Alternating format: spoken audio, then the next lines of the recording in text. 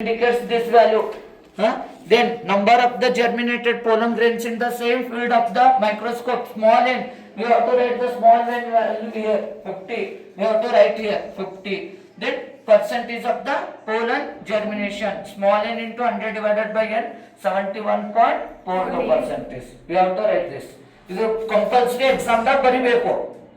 ಇದಕ್ಕೊಂದು ಮಾರ್ಕ್ಸ್ ಇರ್ತದೆ, 2 ಮಾರ್ಕ್ಸ್ ಇರ್ತದ, 3 ಮಾರ್ಕ್ಸ್ ನೀವೇನ್ ಸ್ಲೈಡ್ ಪ್ರಿಪರೇಷನ್ ಮಾಡಿದ್ರೆ ಅದಕ್ಕೆ 3 ಮಾರ್ಕ್ಸ್ ಇರ್ತದ.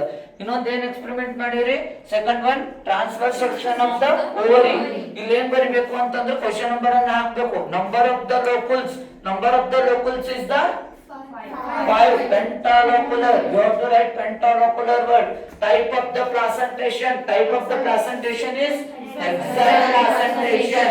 Exile means A-X-I-L-E. You have to write this spelling correctly.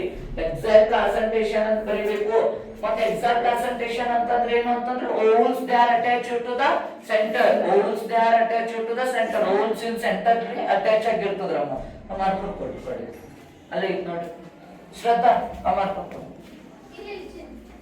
ಇಲ್ಲಿ ನೋಡ್ರಿ, ಇಲ್ಲಿ ಏನು ಇದು ಹೋಲ್ಸ್ ಹೆಂಗ್ ಅಟ್ಯಾಚ್ ಆಗಿದೆ ಅಂತಂದ್ರೆ it is attach to the centre. ಈ ಟೈಪ್ ನೋಡಿದ್ರಲ್ಲ ಮೈಕ್ರೋಸ್ಕೋಪ್ ನಾಗ, ದಿಸ್ ಇಸ್ ಏನು ಅಂತಂದ್ರೆ it is an exact concentration in centre ನಾಗಿ ಹೋಲ್ಸ್ ಅನ್ನ ಅಟ್ಯಾಚ್ ಆಗಿರ್ತದ.